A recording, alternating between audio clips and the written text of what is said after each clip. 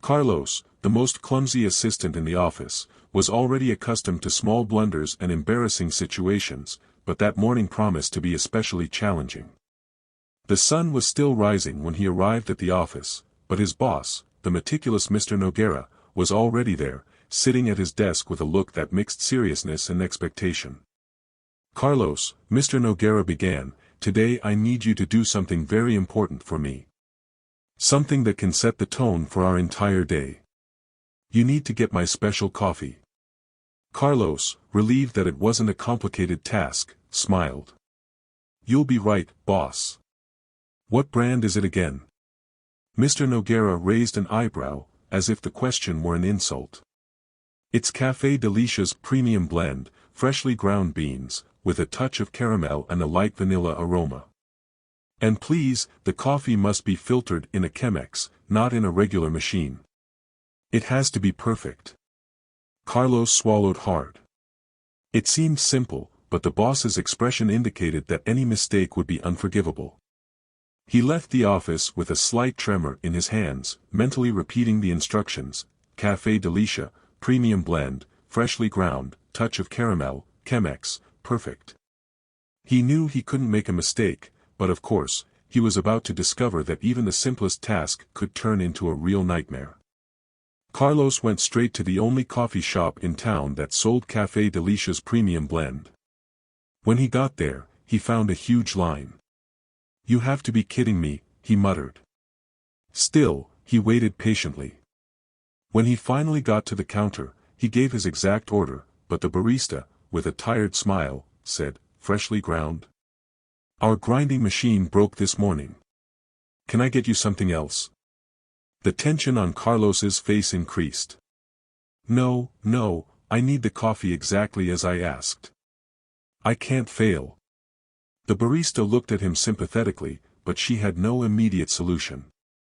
Carlos, desperate, thought of a way to get around the problem. He was about to face a series of even more absurd obstacles, but giving up was not an option. After all, it was just a coffee, or was it? Leaving the coffee shop empty-handed and with a racing heart, Carlos knew he needed to find a solution fast. Mr. Noguera was not known for his patience, and the mere thought of returning to the office without the perfect coffee made Carlos break out in a cold sweat. Determined to solve the problem, he remembered a gourmet kitchenware store that was a few blocks away. Maybe there he could find a portable coffee grinder. With quick steps, Carlos ran to the store, entering so quickly that he almost knocked over a shelf of delicate mugs. The salesman, an elderly gentleman who looked like he had stepped out of an old movie, watched him curiously. "Can I help you, young man?" the salesman asked calmly. "I need a portable coffee grinder, now. And it has to be good, grinding Café Delicia's premium blend on the spot. I'm on a life-or-death mission." Carlos was so agitated that he seemed to be asking for survival gear. The man stroked his chin thoughtfully before heading over to a shelf full of coffee grinders. "Ah, here it is. This is a rare model, imported from Italy. Precise grinding, perfect for a demanding coffee like yours." Carlos almost jumped for joy when he saw the grinder. It was compact, elegant and looked exactly what he needed. But of course, things are never that simple. When he went to pay, the salesman informed him that the system was down and only accepted cash. Carlos quickly put his hands in his pockets and realized that he was low on cash. "Is there an ATM nearby?" he asked, trying to remain calm. The salesman pointed across the street. "Right there," but Carlos didn't wait to hear the rest of the sentence. He ran to the ATM, hoping that the device would work. To his surprise, the machine was out of service, displaying an error message that seemed to mock him. "This isn't happening," he muttered, almost in despair. He looked around, searching for a solution. That was when he noticed an old acquaintance from college, Clara, passing by on the other side of the street. Without thinking twice, he ran to her. "Clara. I need an urgent favor," he said, in a tone that suggested it was a real emergency. Clara, surprised and a little confused, laughed when she saw him so agitated. "What now, Carlos? Did you lose someone's dog again? Worse. I need to buy a coffee grinder and I don't have any money. Can I borrow it? I promise I'll pay you back today, with interest if you need it. Clara, already accustomed to Carlos's blunders, smiled and, without hesitation, lent him the necessary amount. With the money in hand, Carlos went back to the store, paid for the grinder and ran towards the coffee shop, where the barista was patiently waiting for him. There, grinder in hand. Now, let's make the perfect coffee, he said triumphantly. The barista, now more impressed than impatient, ground the beans just as Carlos needed.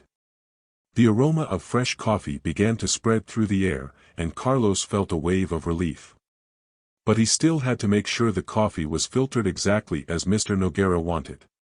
He knew that the last step of this mission was yet to come, and that nothing, absolutely nothing, could go wrong.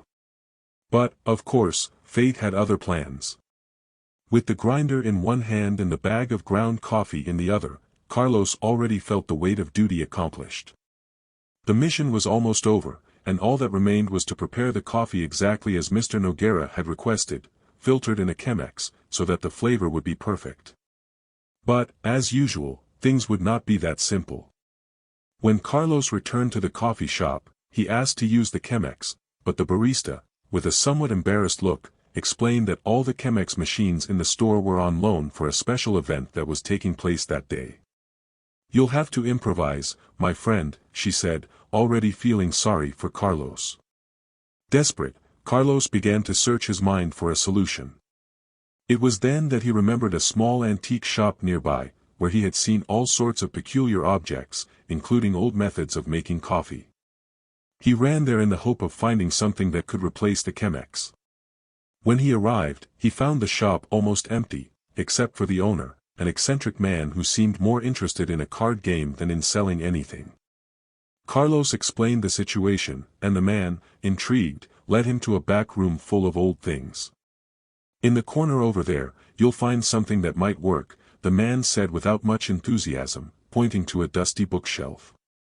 Carlos rummaged through the shelves until he found an old Japanese coffee filter that, according to the owner, produced coffee with a quality similar to that of a Chemex. With few options, Carlos accepted the challenge. He quickly paid and returned to the coffee shop, now with the exotic filter in hand. The barista, curious and amused by Carlos' determination, was willing to help. Together, they prepared the coffee with the new filter, and the aroma that filled the store was truly incredible. Carlos finally felt that he had succeeded. With the coffee prepared and carefully packaged, he took a taxi back to the office, now with an air of mission accomplished. However, fate was not ready to give him a break. Upon arriving at the office, while running up the stairs, Carlos tripped over his own feet. The coffee, which he had worked so hard to prepare, flew through the air in slow motion and fell, spilling across the floor. The silence in the hallway was disturbing. Carlos stood still for a few seconds, processing the disaster. The office workers, who witnessed the scene, tried to hold back their laughter. Carlos was devastated. His efforts, his race across the city, the rare grinder, the Japanese filter, all had been in vain. He had a choice: try to explain the disaster to Mr. Noguera or try to somehow remedy the situation. In a final act of desperation, Carlos entered his boss's office with the last of the coffee in his hands, a partially filled paper cup. Mr. Noguera, not noticing the lack, took a sip and closed his eyes, enjoying the taste. "Excellent, Carlos," he said. "Finally, something right today. You can go now." Carlos, in disbelief, left the room with a mixture of relief and exhaustion. Against all odds, he had managed to accomplish his mission, however imperfectly. He walked downstairs, relieved to finally be able to relax, while the suppressed laughter of his colleagues echoed in the background. With a sigh, Carlos realized that, in the end, the important thing was not how the mission began, but how he had somehow managed to deliver the coffee. Even if it was only a fraction of what he had planned. Carlos was still trying to recover from the coffee shop disaster when a terrifying new assignment came across his desk the next morning. Upon arriving at the office, he was immediately summoned to Mr. Noguera's office. The boss, with a frown and a serious expression, was holding an important document that needed to be delivered to the company's lawyer for a crucial meeting downtown. "Carlos," Mr. Noguera began, "this is an extremely important contract for our company. It must reach Dr. Azevedo in person, and the deadline is tight. Nothing can go wrong. You must deliver it directly to him, without intermediaries." Carlos, still a bit traumatized by the previous day's experience, didn't have the heart to refuse. He picked up the envelope containing the contract, promising himself that this time it would be different. He had planned everything meticulously. He would take a taxi straight to the lawyer's office, deliver the document in person, and return to the office without incident. But Carlos was Carlos, and life seemed to have a peculiar sense of humor when it came to him. Everything started to go wrong as soon as he left the office building. First, he realized that he had forgotten his wallet on his desk, but he was confident that he could pay for the taxi with his cell phone. However, when he finally managed to flag down a taxi and hurriedly got in, the driver, an elderly gentleman who seemed to be racing against time, or perhaps he was just in a hurry, informed him that the payment system via the app was not working and that it only accepted cash. "Cash? I just realized I don't have my wallet," Carlos said, trying not to sound desperate. The driver sighed deeply, stopping the car abruptly and pointing to a line of people waiting for the bus. "Look, young man, no money, no ride. You're going to have to find a way." Carlos got out of the taxi and started running towards the bus stop, but of course, the bus he needed to catch had just left. He checked the time on his phone. Time was against him. He only had 1 hour to deliver the contract, and Dr. Azevedo was known for his British punctuality. If Carlos was late, it could jeopardize the entire deal. As he waited impatiently for the next bus, Carlos began to plan his next move. He couldn't afford to waste time. After all, a simple document couldn't cause so many problems, right? But once again, he was about to discover that nothing is simple when you're Carlos. Desperate and broke, Carlos looked around for a quick solution. The bus stop seemed too far away, and he didn't want to risk wasting even more time waiting for the next bus. It was then that a crazy idea popped into his head, asking his co-workers for a quick loan. Wasting no time, Carlos picked up his cell phone and called João, his department colleague who was always involved in crazy schemes. "João, I need a huge favor. Can you lend me 20 reais by the end of the day? It's an emergency." João, on the other end of the line, heard Carlos' plea and, without hesitation, replied, "Sure, Carlos. But only if you help me hide that pile of papers the boss told me to review yesterday. They're driving me crazy." Carlos, relieved to have gotten the 20 reais, quickly thanked him and hung up. With the money in hand, he ran back to the taxi stand. This time, he managed to get a ride, but the driver seemed even more in a hurry. "Where to, man?" "Downtown, please. It's urgent." The driver nodded and accelerated the car, but soon a shrill horn echoed through the traffic. Carlos looked out the window and saw the driver trying to avoid an out-of-control truck that was blocking the street. The traffic chaos turned the ride into a real roller coaster. Carlos held tightly to the envelope with the contract, praying that they would make it on time. In the middle of the turbulent journey, Carlos' cell phone rang again. It was Clara, the friend he had helped in part 2 of chapter 1. "Carlos, how are you? I heard you're in trouble again." "Clara, I'm almost there, but this driver is crazy." "I think we're going to be late," Carlos replied, trying to remain calm. Clara laughed at his desperation. "Maybe you should drive, huh? At least you'll know where you're going." Carlos shrugged, resigned. Finally, after what seemed like an eternity, the taxi arrived at Dr. Azevedo's office. Carlos paid the driver, who, relieved to finally stop, thanked him with a quick wave and hurried off. Carlos took a deep breath and entered the elegant building where the lawyer worked. He walked up the stairs with quick steps, but, as usual, fate had another surprise in store for him. When he reached Dr. Azevedo's office, Carlos knocked on the door confidently. "Mr. Azevedo is in your office," the secretary informed him with a friendly smile. Carlos thanked her and walked into the office, trying to maintain a professional demeanor. He opened the door and found Dr. Azevedo sitting behind a desk covered in documents. The lawyer looked up and smiled cordially. "Ah, you must be Carlos. Please come in. Thank you for bringing the contract so quickly." Relieved, Carlos handed the envelope to Dr. Azevedo. The lawyer opened the document, quickly reviewed it, and smiled again. "Excellent work, Carlos. This contract is essential for our next step. You really did very well, especially considering the circumstances." Carlos couldn't help but smile, feeling proud that he had managed to deliver the document on time. "I'm happy to help, sir. If you need anything, I'm here for you." As he left the office, Carlos felt a mixture of relief and exhaustion. He had overcome yet another obstacle, albeit chaotically. When he went downstairs, he found Clara waiting for him outside. "So, how was it?" she asked, with an amused look. "We survived," Carlos replied with a tired smile. "Contract delivered and without any major disasters. I hope." Clara laughed and patted him on the back. "I knew you could do it. Now, shall we celebrate this victory with a coffee? I promise I'll take care of everything today." Carlos nodded, grateful for the help and continued support.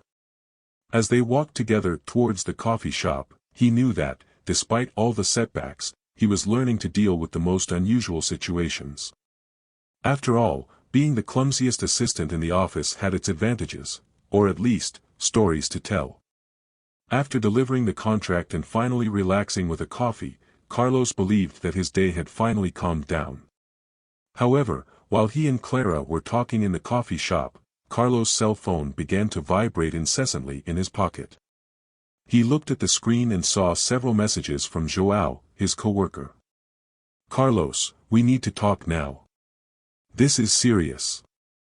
Feeling a chill down his spine, Carlos quickly said goodbye to Clara and left the coffee shop, calling João as he walked back to the office.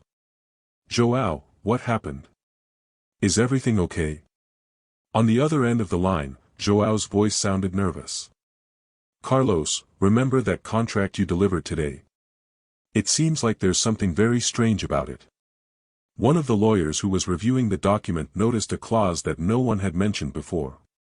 "It's a small detail, but it could change the whole deal." Carlos stopped in the middle of the street, his heart beating faster. "What? What do you mean?" "I only handed over the document that Mr. Nogueira gave me. I don't know anything else." I know, João said, trying to calm Carlos. "But this clause. It's very unusual. It could be that someone inserted it on purpose. The problem is that Mr. Nogueira is convinced that it was you who did it." Carlos almost dropped the phone from his hand. He knew he hadn't done anything wrong, but how could he convince Mr. Nogueira of that? He ran back to the office, his mind spinning with possible explanations. When he got there, he went straight to João's office, who was waiting for him with a tense expression. "Carlos, look at this," João said, handing him a copy of the contract with the clause highlighted. "This is suspicious. It seems that someone tried to add a condition that would unfairly favor one of the parties. But the document was in your possession when it was delivered." Carlos felt the gravity of the situation. He knew that if he didn't resolve this quickly, he could lose his job, and worse, jeopardize the company's business. Determined to prove his innocence, Carlos asked João to help him investigate who could have tampered with the document before he delivered it. The two began to review the sequence of events that day. João remembered that, before Carlos left to deliver the document, he had left the envelope on his desk for a few minutes while he prepared his briefcase.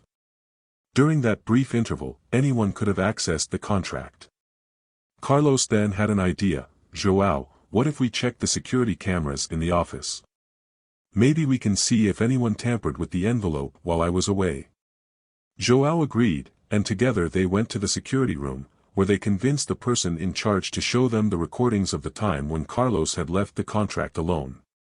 As they watched the footage, their eyes were fixed on a surprising scene. A coworker, who had always been very discreet, approached Carlos' desk, picked up the envelope and quickly put something inside before leaving.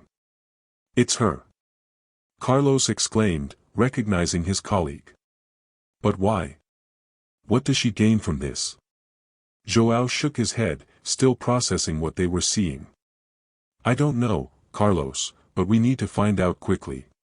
This could be more serious than we imagine." Determined to unravel the mystery, Carlos and João decided to confront their colleague, but they knew they had to be careful. If she really was involved in something illicit, it could be dangerous. They planned how to approach her, seeking information without raising suspicion. As they walked back to the office, Carlos felt his adrenaline rising. He had never imagined that a simple contract could hide such a disturbing secret. But now, he was involved in something much bigger than he could have imagined, and he knew that his life at the office would never be the same again. Carlos spent the night awake, thinking about how he would approach his suspicious colleague without causing a stir. The discovery of the contract manipulation had left him restless, and the need to resolve this situation consumed him.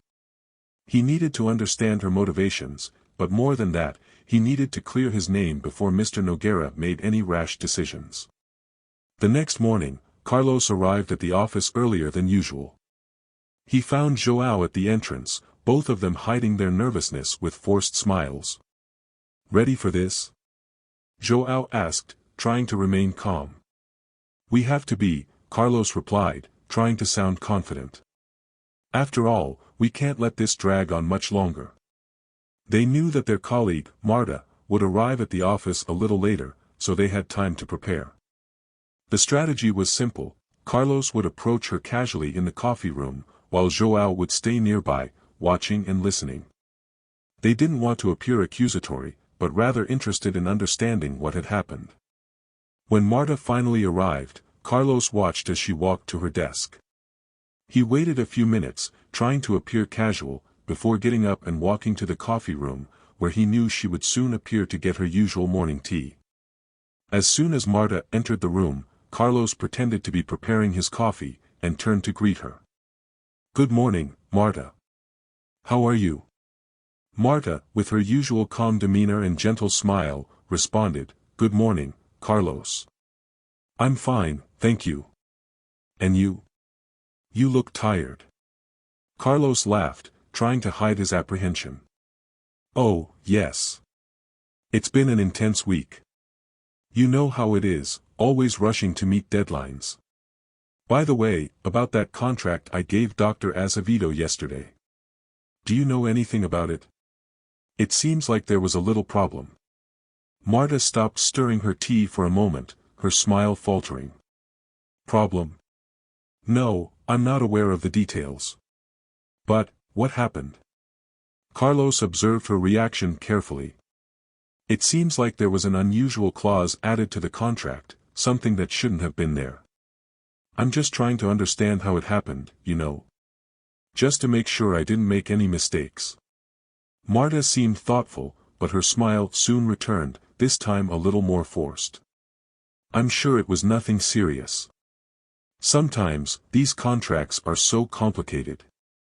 Who knows, maybe it was just a misunderstanding." João, who was at the door, pretending to look for something on the shelf, noticed the tension in the air and approached, still disguising his true objective. "Hi, guys. I was listening to you talk about the contract. It's really complicated, right? These details can easily slip out." Carlos, taking advantage of João's cue, continued, "That's right. But, you know, Marta, it's funny. I saw on the cameras that you passed by my desk just before I left with the contract. I just wanted to confirm that everything was okay, you know how it is, to avoid any problems." Marta's expression changed subtly, her eyes betraying a flash of concern. She straightened up, trying to maintain her composure. "Oh, yes, I remember. I needed to check a detail in one of the documents, but everything was in order. I don't think there's anything to worry about." Carlos and João exchanged a quick glance, realizing that Marta was trying to dodge the issue. Carlos decided not to press any further at that moment, so as not to raise suspicions. "That's good to hear, Marta. I just wanted to be sure. Anyway, if you need anything, I'll be here." Marta nodded, finishing her tea quickly before leaving the room. As soon as she left, João approached Carlos and whispered, "She's hiding something, for sure. But what could it be?" Carlos nodded, his heart still racing. "We need to find out what it is before it's too late. Something tells me this story is much more complicated than it seems. But why would she do this? What would be her motive?" With more questions than answers, Carlos knew they were just beginning to unravel the mystery. The tension was increasing, and he had the feeling that the next few hours would be decisive for his future at the company. After the tense meeting with Marta, Carlos felt that he was getting closer and closer to a dangerous truth. But what bothered him most was the motivation behind her actions. What could have led a seemingly exemplary employee to manipulate such an important document? As Carlos and João tried to digest the information, an idea began to form in Carlos's mind. If Marta was involved, perhaps she wasn't acting alone. What if there were more people in the company involved in this scheme? They needed more information, and fast. Back at his desk, Carlos decided to take a risky step, confront Marta directly. However, before doing so, he needed some way to engage her in conversation and understand what was going on behind the scenes. It was then that he remembered an important detail: Sofia, one of Marta's closest colleagues, always seemed to know what was going on behind the scenes at the company. Sofia was known for being a very discreet person, but somehow she always knew the gossip and the deepest secrets. Carlos decided he needed to talk to her, but without arousing suspicion. He sent Sofia a message, inviting her to coffee under the pretext of discussing a project they were both working on. Sofia accepted, and soon the two were sitting in a coffee shop near the office. Carlos started the conversation talking about work, but gradually turned the subject to Marta and the contract. "Sofia, I was talking to Marta earlier, and it seems there was a little confusion with an important contract I delivered yesterday. Do you know anything about it?" Carlos asked, trying to sound casual. Sofia looked at him with a curious look, but her expression remained neutral. "Oh, I heard something about that. Marta said you were a little worried about that contract. But honestly, I don't know much more than that." Carlos could tell Sofia was being cautious, so he decided to be more direct. "Sofia, I feel like there's something else going on, and I'm trying to figure out what it is. If Marta is in some complicated situation, I'd like to help. You know, we're all colleagues here." Sofia hesitated for a moment, but then sighed, leaning closer to Carlos. "Look, Carlos, I don't know everything, but I've heard Marta talk on the phone a few times with someone outside the company. The conversations always seemed to be about business, but she never said who she was talking to. It was strange, because she always walked away to talk in private." Carlos felt his heart race. This was a valuable clue. "Do you think these calls have anything to do with the contract?" "I don't know, but it seems like she's been nervous the last few weeks. Like she's involved in something bigger. Maybe it's just me, but something's not right." With this new information, Carlos realized he was dealing with a bigger conspiracy than he had imagined. He thanked Sofia for the coffee in the conversation, feeling even more determined to find out the truth. Back at the office, Carlos and João met in an empty conference room to discuss their next step. Sofia mentioned that Marta has been making suspicious calls to someone outside the company. "We need to find out who this person is and what the connection is to the contract," Carlos explained. João, who was increasingly involved in the investigation, suggested, "We could try to trace these calls or maybe even get access to her call history. It would be risky, but it's a possibility." Carlos agreed. They knew the situation was getting dangerous, but they also knew they couldn't back down now. With a plan in mind, they decided to proceed cautiously but without wasting time. The truth was coming, and they were ready to face it, no matter what it meant for them or the company. Carlos and João, determined to get to the bottom of the mystery, began to investigate further. Their first task was to trace Marta's phone calls, something they knew was risky but essential to understanding the situation. Carlos remembered that Marta had a good relationship with the company's IT team and decided to seek help from Fernando, a fellow IT team member who was known for being a computer enthusiast and someone who could help with the technical side of the investigation. Carlos and João met with Fernando at a cafe near the office. "Fernando, we need your help with something a little out of the ordinary," Carlos began, trying to be as direct as possible. "We're trying to understand some calls Marta made recently. Could you help us find out more about these calls?" Fernando, who was curious, agreed with a smile. "Sure, what do you have in mind?" Carlos explained the situation, mentioning the contract and Marta's suspicious calls. Fernando listened attentively, and after a few minutes of discussion, he suggested that they check the call logs of Marta's corporate phone, which was under the responsibility of the IT team. "I'll need permission to access that data, but I'll see what I can do," Fernando said. "I'll take a look and let you know as soon as I have something." While Fernando began working on the investigation, Carlos and João decided to try another approach, interviewing other people who might have had contact with Marta recently. They reached out to several co-workers who were close to her and casually asked them about Marta's recent activities and behavior. During one of these conversations, Carlos discovered something intriguing. Paula, a colleague on the marketing team, mentioned that Marta had received a mysterious package a few days earlier. She seemed pretty nervous when she got that package. "I got the impression it was something important, but I didn't ask for details." Carlos and João noticed the immediate connection. If Marta was receiving mysterious packages, it could be related to the contract issue. They decided they needed to investigate this package. Carlos and João went to the receiving department, where packages and correspondence were logged. With some prodding, they were able to gain access to the receiving records and learn details about the package Paula had mentioned. The package had been delivered by a local courier company and was marked as urgent document.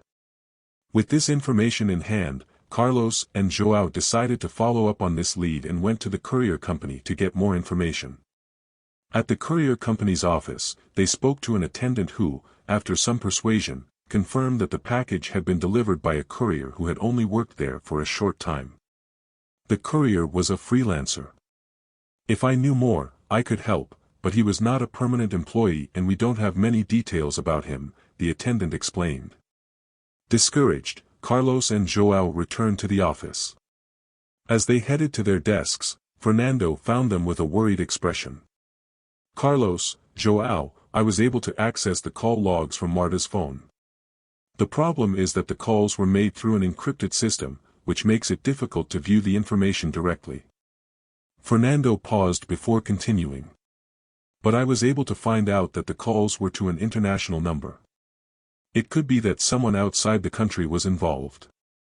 If we can find this number, we might be able to find out more." Carlos and João felt a little relieved, knowing that they had a solid lead to follow. With the international number in hand, they began to research possible international connections that could be involved in the scheme. The investigation led Carlos and João to discover that the international number belonged to a consulting firm based in a foreign country. They immediately began to look for information about this company, and soon discovered that it had a questionable reputation, with a number of accusations of fraud and document manipulation. Carlos and João were alarmed. The connection to such a dubious company suggested that Marta, or someone she was in contact with, could be involved in a much larger operation than they had imagined. To confirm these suspicions, they needed more evidence. They decided to contact the company's security department and reported their preliminary findings. The head of security, recognizing the gravity of the situation, agreed to collaborate with the investigation and provide any necessary support. With the help of the security department, Carlos and João tried to gather more information about the consulting firm's financial transactions and communications. They were determined to uncover the extent of the fraud and, most importantly, prove Carlos' innocence. As the day drew to a close, Carlos knew the truth was getting closer, but he also felt he was entering dangerous territory. With each step, the mystery deepened, and he was about to discover the true scope of the conspiracy involving Marta and the mysterious consulting firm. The day after Marta's confession was marked by palpable tension in the office. Carlos and João were anxious to know how the company would handle the crisis and what the consequences of the revealed fraud would be. The legal department and the authorities were involved, and all employees were aware that something significant was happening, although the details were being kept secret. As Carlos and João waited for the investigation to conclude, they met with the company's head of security. "Carlos, João, the investigation is moving forward. The authorities are dealing with the consulting firm and analyzing all the evidence we have collected. The situation is being treated with the utmost seriousness," the security chief explained. Carlos felt a momentary relief. What about Marta? What will happen to her? The head of security sighed. Marta is cooperating with the investigation, and with her confession, she is helping to clarify the situation. However, the final decision on her status will be made after the investigation is fully concluded. For now, she is on leave from the company. In the meantime, Carlos and João spent the day reviewing and correcting all contracts and documents that could have been affected by the fraud. They were determined to ensure that the company could continue its business transparently and without further problems. Late in the afternoon, Mr. Nogueira, the company's CEO, called a meeting to inform all employees about the situation. Carlos and João were present, nervous but hopeful. Mr. Nogueira began the meeting with a serious expression. "I want to thank everyone for their hard work and patience during this difficult time. The investigation revealed an attempted fraud involving an important contract, and our team did an excellent job in uncovering the truth. I would like to thank Carlos and João in particular, who played a crucial role in resolving this issue." The employees listened in silence, some relieved and others still concerned. Mr. Nogueira continued, "The company is taking steps to correct the situation and ensure this does not happen again. We will implement new safety measures and additional training for all employees. We appreciate everyone's understanding and will continue to work to maintain the integrity of our processes." Carlos felt a weight lifted from his shoulders. The recognition for the work he and João had done helped restore some of the confidence he had lost.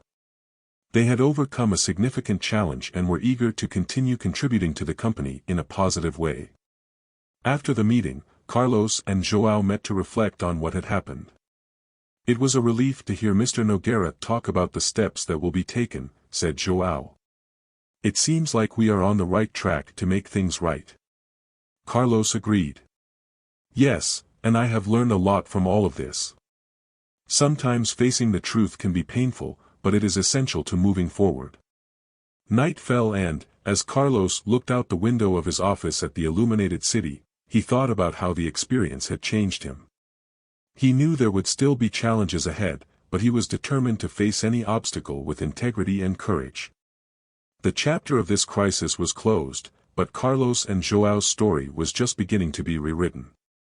They were ready to face new challenges, now with the certainty that, despite the difficulties, the truth always prevails and overcoming is possible when one acts with courage and justice. After the meeting with Mr. Nogueira, the atmosphere in the office was lighter, but still charged with a mixture of relief and apprehension. Carlos and João, relieved to see the case resolved and with their trust in the company restored, were ready to take the next steps. In the following weeks, the company implemented new security measures to prevent future fraud. The legal department worked hard to review all contracts and policies, ensuring that all processes were clear and transparent. The company also held training sessions for all employees on ethics and data security to ensure that everyone was aware of best practices. Marta, who had cooperated fully with the investigation, faced the consequences of her actions with a mix of regret and determination to correct her mistakes.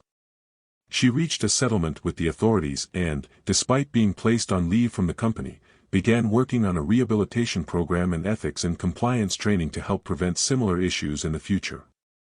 Carlos and João, for their part, were commended for the exceptional work they did during the crisis. The recognition they received from management was an important validation of the effort and dedication they put into resolving the situation. Mr. Noguera praised Carlos and João at a follow-up meeting, expressing his gratitude for their work and the integrity they demonstrated. "Carlos, João, what you did was remarkable. Not only did you solve a serious problem, but you also helped to strengthen our company against future risks. I am confident that with the dedication and ethics you have demonstrated, the company is on a solid path for the future," said Mr. Noguera. The firm began to focus on strengthening its culture of transparency and open communication. The challenges they faced and overcame brought a new perspective on the importance of integrity and ongoing vigilance. For Carlos and João, the experience was a valuable lesson in the importance of facing adversity with courage and determination. They continued to work at the firm, now with a new vision and a renewed commitment to ethics and transparency. Although the situation was difficult, they emerged stronger and more confident in their abilities.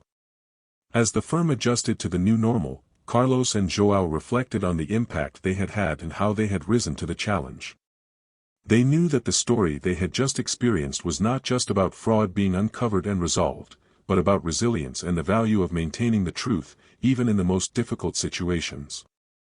The firm continued to thrive, now more aware of the importance of integrity and collaboration. Carlos and João continued to dedicate themselves to their work, ready to face any challenge that might arise, confident that no matter what happened, truth and courage would always prevail.